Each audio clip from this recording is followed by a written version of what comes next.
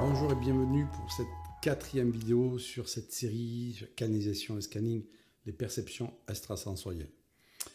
J'ai une question pour vous. À l'école, on nous a appris à développer quel cerveau le plus? Le cerveau droit ou le cerveau gauche? Bien entendu, c'est le cerveau gauche.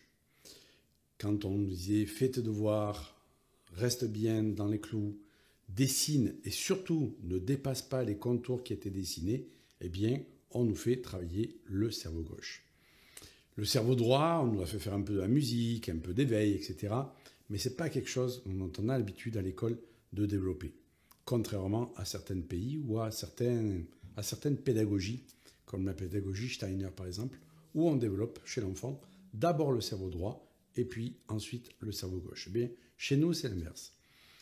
Seule difficulté, c'est qu'une fois qu'on a développé le cerveau gauche, eh bien, on a plus de difficultés à aller développer le cerveau droit. Et c'est ainsi qu'on a pu s'enfermer, je dirais, dans le contrôle, dans le côté rationnel, dans le côté cartésien.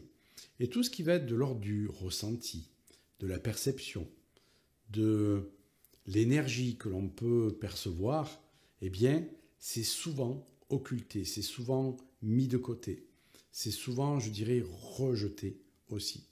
Et moi, ça a été mon parcours, avoir, comme je dirais, une éducation beaucoup structurée, très cartésienne, avec des études aussi très cartésiennes.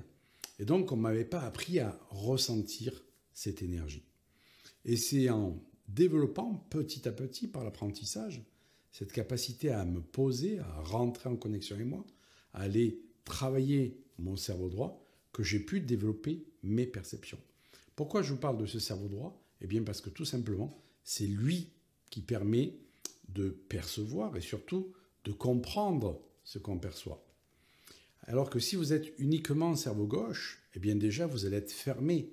Et quand des personnes vont vous dire « moi je perçois des choses, je ressens que, j'arrive à communiquer avec les présences ou avec mes guides », eh bien vous risquez de prendre ces personnes-là pour des gens illuminés.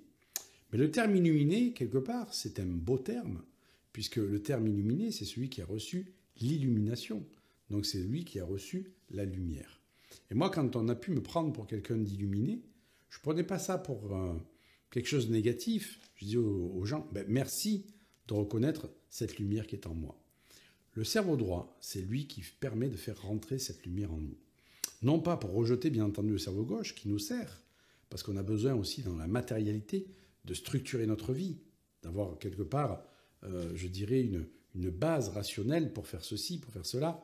Quand vous construisez votre maison, eh bien, même si vous avez imaginé les plans, je dirais, il faut quand même une base de plans solide, avec des fondations solides, et qui soit respectueuse d'une logique. Et donc le cerveau gauche, c'est vraiment le cerveau de la logique, le cerveau cartésien. Le cerveau droit, c'est celui de l'imagination, celui du rêve, celui de la métaphore. Le corps vient nous parler à travers le cerveau droit. Il ne vient pas nous parler à travers le cerveau gauche, il vient nous parler à travers le cerveau droit, à travers le rêve, à travers la symbolique, à travers les synchronicités. Et donc s'éveiller à tout ça, eh bien c'est laisser de la place à son cerveau droit. Et donc si vous êtes quelqu'un qui a plutôt tendance à être cerveau gauche, eh bien commencez à vous poser dans le silence, ou peut-être écouter des méditations guidées. Commencez à faire du dessin, je dirais, comme ça. Vous posez votre main avec un crayon et vous commencez à dessiner, à laisser partir votre main selon votre imagination ou selon votre inspiration. C'est le cerveau de l'inspiration. Et les gens qui sont très cerveau gauche ou qui se disent très cerveau gauche sont coupés de l'inspiration. Parce que je connais des personnes qui ne se veulent pas, je dirais, illuminées, qui se veulent très cartésiennes et qui pour autant ont beaucoup d'inspiration, mais ne le reconnaissent pas.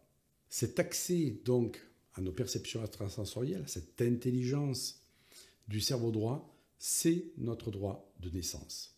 Et comme je l'ai dit au début de cette vidéo, notre éducation nous a formaté davantage peut-être pour aller sur le cerveau gauche. Peut-être que vous avez eu des parents qui étaient très cartésiens, très soucieux de votre avenir et ont voulu pour vous un métier cartésien dans lequel vous complaisez peut-être pas beaucoup. Vous avez envie, vous aspirez à autre chose. Et on s'aperçoit que de plus en plus de personnes aspirent à un autre avenir professionnel, aspirent à aider les autres, aspirent à être thérapeute, à aller aider les autres à travers de la guidance, de la médiumnité. C'est cet appel, je dirais, du cerveau droit qui est là, à travers l'appel de notre âme, puisque l'intuition se fait aussi à travers le cerveau droit. C'est notre cerveau droit qui va pouvoir recevoir cette intuition et nous permettre de la comprendre. Ce n'est pas le cerveau gauche. Comme je l'ai dit, absolument pas du tout pour moi l'intention de rejeter le cerveau gauche, juste de se servir des deux, car c'est notre droit de naissance. Et donc, si vous êtes plutôt tendance à cerveau gauche, eh bien, allez commencer à travailler votre cerveau droit avec des méditations guidées, comme je l'ai dit, ou en relevant sur une feuille toutes les intuitions que vous avez pu avoir auparavant et que vous n'avez peut-être pas forcément écoutées. Moi, je vous retrouve donc pour une prochaine vidéo. Ciao, ciao.